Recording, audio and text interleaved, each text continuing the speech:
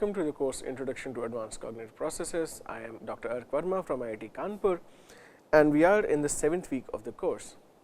We have been talking about cognition and emotion in this week, and this is the third lecture in the series. Let us continue our discussion about various effects on cognition, various effects of emotions and mood states on different aspects of cognition. We have talked in this week already about effects on attention and memory. We have also talked in this week about, say for example, how can different kind of emotional states affect encoding and how well or how much you recall this information. In the last lecture, we also talked a little bit about the amygdala and how the amygdala is important in processing emotions, and how does the amygdala actually get involved in both at the time of learning and at the time of recall of emotionally relevant information. So, let us continue this. In today's lecture, I will start talking a little bit about the effects of mood or emotional state on the factors of judgment and decision making. Now, decision making, and we have done this chapter on decision making weeks ago, and so decision making, as you all know, involves choosing among different alternatives. So, you are presented with so many different alternatives, and you have to choose which one of the alternatives is most correct for you, the maximum utility, or say for example, what makes sense at that point in time, and there are different possible reasons that you would make these choices. So, one of the reasons we make choices because of is because we are kind of judging the likelihood of these various kinds of events that might occur, and then we judge how will we feel. If you are given a choice between buying 2 sets of clothes, or say for example, there are 2 bikes that you want to choose from, or say for example, there are a couple of people you are you want to choose from, that okay, who will make me feel happier if I were married to this person, or something like that.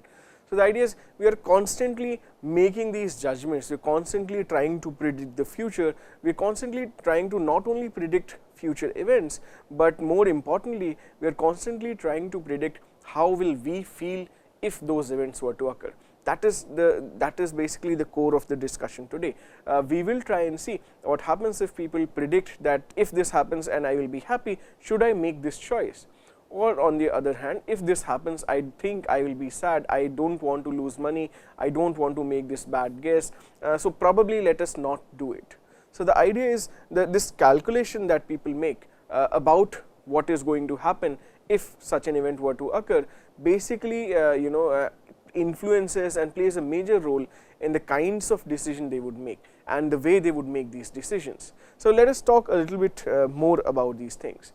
Now, of particular importance to decision making is the fact that whether our judgments about the future are pessimistic or optimistic, whether we are looking at future in a more positive, favorable picture, or we are kind of thinking that the future is bleak, it's dark, I do not think something good is going to happen. I mean, I have been suffering, and this is this, and I do not think really I am going to come out of it.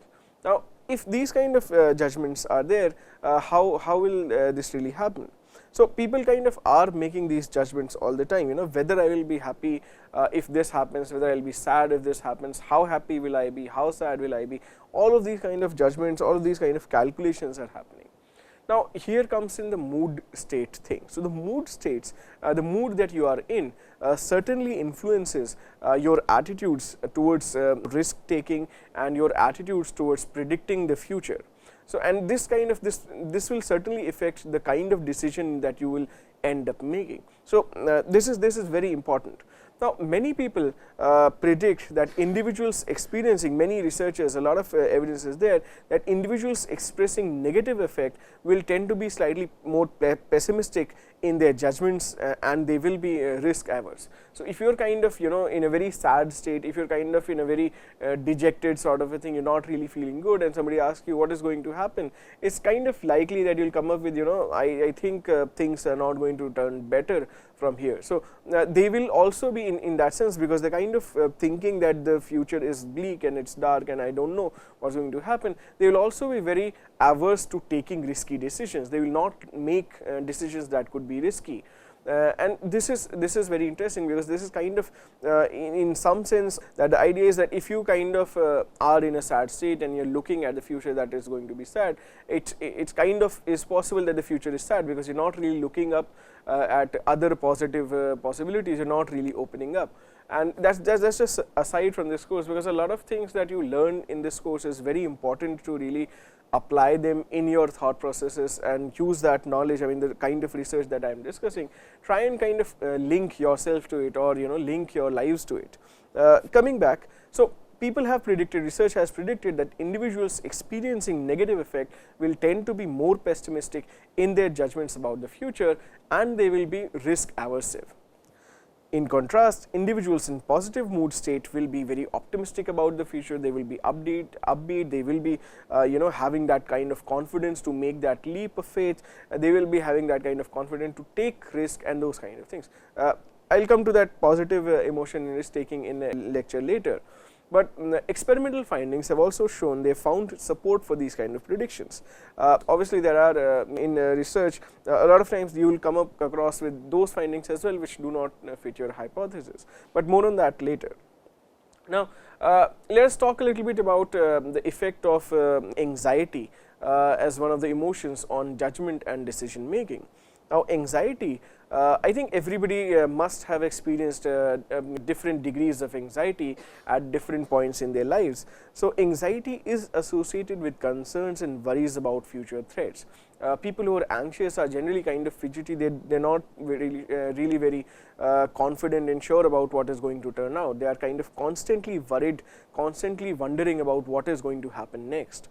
So, Ising says that anxiety is associated with concerns and worries about future threats, and they basically, in a recent study in 2006, Ising and colleagues, they used scenarios referring to very negative events, serious illnesses, deaths and breakups and those kind of things. And the event in question, they asked them to basically they come in encounter scenarios about these events, and the events in question could be either a past event that has already happened, think about that, a future possible event that this might happen to you, or a future probable event that maybe this will happen. Okay. So, future possible event and a future probable event. Now, participants indicated that they would have experienced more anxiety with the future events occurring, both possible and probable, than with the past events, thus indicating in some sense the future orientation of anxiety. People are generally very anxious about the future, what is there in store for me, and those kind of things. In contrast, people reported more depression or sadness when they were talking about events that had negative events that had passed on. So, the past negative events kind of provoked some kind of anxiety as some kind of sadness as opposed to anxiety. So, this is an interesting contrast between anxiety being more future oriented and sadness in some sense, let us say, slightly being past oriented. This is a good piece of result that you could remember and stick on to. Now, as anxiety involves worrying about future threats, it is not really surprising to find out that it is associated with pessimistic judgments about the future to great extent than any other negative emotion or any other emotional state for that matter. Now, Lerner and colleagues in 2003, they asked participants very shortly after the terrorist attacks of 9/11 to focus on aspects of those attacks that made them afraid, angry or sad. What happens is, what pans out is that the key finding is that those participants who focused on what made them afraid, anxious, estimated the probability of the future attacks to be much greater than those participants who focused on the that were in the other two groups, that focused on the other two kinds of things, angry or sad emotions. Now, on the contrary, and that's also a bit interesting. If you look at people around you, most people report at having what is referred to as the optimistic bias, with accidents, with thefts, with that this could happen.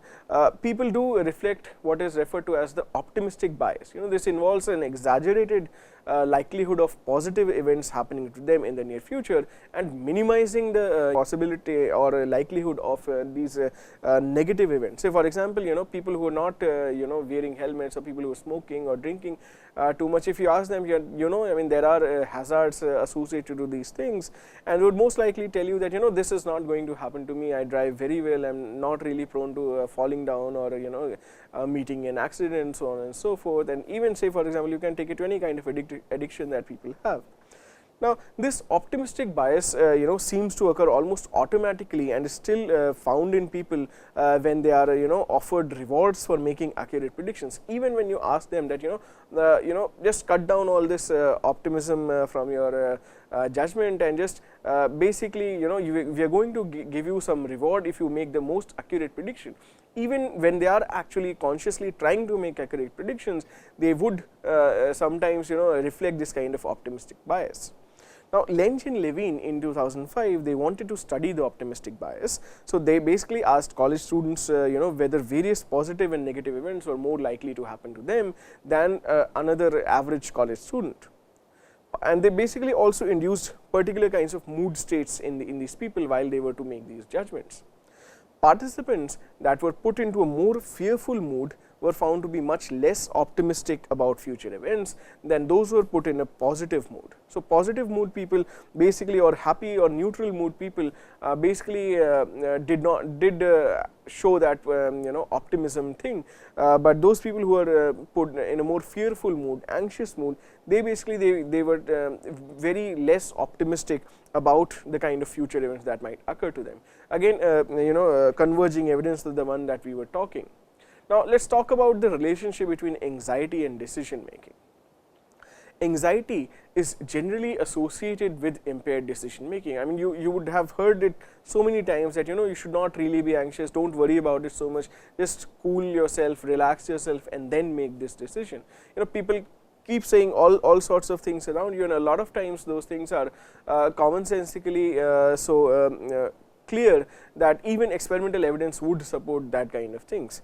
Now, Starkey and colleagues in 2008, they found that anxious participants had worse performance than neutral controls on a decision making task that required the use of various executive processes.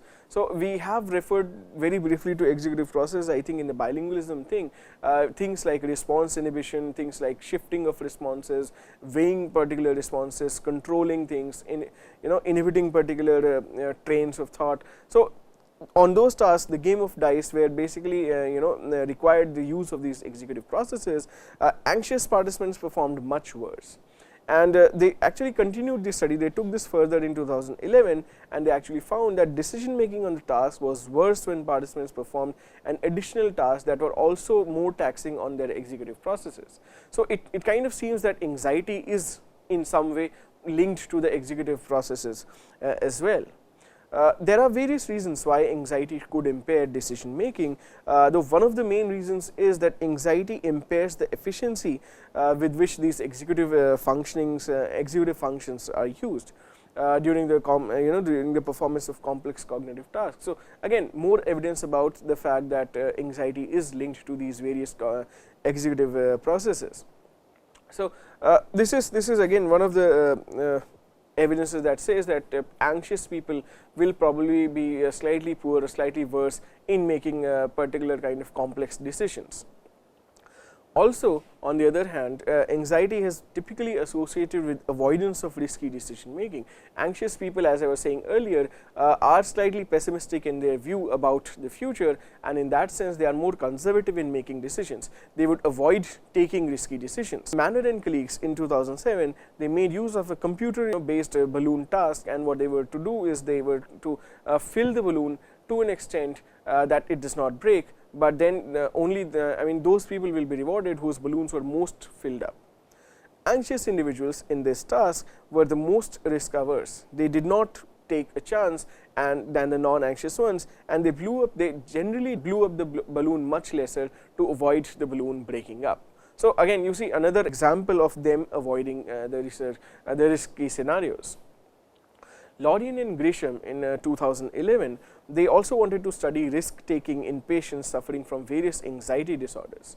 So, they basically these patients were made to complete a domain specific risk taking scale, and this scale basically consists of around 30 items which assesses the individual's likelihood of engaging in various risky activities. Suppose for example, what is the likelihood that you would bet your entire salary in a casino, or what is the possibility that, say for example, you will go and commit this thing or you will go and do that, all the risk taking scenarios in some sense. Overall, what they found was patients with social phobia and generalized anxiety disorder had much lower risk taking scores than the control group or the group which was not suffering from any particular emotional disorder. Now, moving slightly further, a very interesting study was done by Raghunathan and Pham in 1999. And what they basically asked was, they asked the participants to decide whether to accept a job A. Now, job A was characterized with very high salary, but low job security, or job B, which is characterized by average salary, okay kind of a salary, but very high job security. So, participants in an anxious mood state were much less likely, I mean they were much less likely than those in a neutral mood state to choose the high risk job, that was job A. The numbers are like only 32% of anxious participants chose job A versus 56% of neutral mood state participants chose job A. Now, Shiv and colleagues in a different study around the same topic, Shiv and colleagues in 2005, they wanted to test the hypothesis that people with damage to emotional processing areas of the brain might actually perform better than healthy controls on these gambling tasks. So, they the underlying idea is probably that because anxiety is linked with wondering about the future, and wondering about the future is an emotional task, maybe if there are individuals whose emotional processing is deficient in a particular manner because of brain injury or something, they might be able to actually do the gambling task slightly better. I mean, they will not be so much more worried and stuff like that. Now, these people decided to test the hypothesis in a study involving 3 groups. So, there was one group who had damage to the emotional processing areas of the brain, amygdala, the orbitofrontal cortex and the somatosensory cortex, and the other group of patients were one group of patients had brain damage in different areas, but not in the areas concerned with emotion, and then there is this third group with healthy control participants, the intact brain people. Now, participants, this is a very interesting task. So, participants are given around $20 to begin with, and they are told that you have to kind of on the basis of the coin flip decide whether or not to invest this $1. Now, the idea is that if it came head, they would kind of lose $1, but if it came tails, they would win $1.5. So, the idea is, if you assume a 50% chance, if they are investing 20 out of 20 times, they would still end up gaining 25 cents for each time they have invested, which you can multiply that by 10, giving a 50% probability. So, technically the best strategy would for them would be to basically just go on investing continuously. Now, as predicted, patients with the brain damage in emotion region, the emotional regions of the brain outperformed the 2 groups. They were not really making any emotional things, they were not really wondering about what is going to happen if I lose this money and stuff. They probably did a very cognitive calculation, a calculative thing, and they just performed very well than both the other groups. While all the groups were willing to invest when they had won on the previous hand. So, all the groups, if you won, it kind of puts you in a temporary emotion, positive emotional state. So, even patients with less emotion, with damage to non-emotional areas of the brain were willing to bet. Neutral people were, the intact people were willing to bet, and anyways the other people were anyways willing to bet because they might have worked out those probabilities. However, the groups differed substantially in their investment behavior if they had lost on the previous round. So, the difference kind of comes that if you have lost something right now, how are you going to appraise the future? Patients with damage to the emotional areas of the brain were far more likely than those in the other 2 groups to invest in these circumstances as well. So, even if I have lost this hand, even if I lost $1 right away, but in broad I probably will eventually end up winning. So, these people who are not really doing any emotional calculation, see, winning and losing is not really only about money, it is also about how you will feel. And people who have these intact emotion processing areas, these two groups, would probably have engaged in these kind of thing, how bad or good I will feel if I lose. So, these people in that sense, in those calculations, were slightly less likely to make the investment, while these people who have brain damage in the emotional areas of the brain are not really engaging in these kind of emotional counterfactual thinking, and they are just like investing in even those circumstances on whether they have won or whether they have lost in the previous hand. So, this is a very interesting result, and it kind of is happening that the anxiety created by the loss is deterring the individuals from taking these risky decisions, except in the case of people with brain damage to the emotional areas of the brain. So, that is again very interesting in in some sense reinforcing thing. Now, DiMartino and colleagues did a similar study, and they were studying loss aversion in 2 women, and both of these women had extensive damage to their amygdala. So, they are probably deficient at processing and comprehending emotions.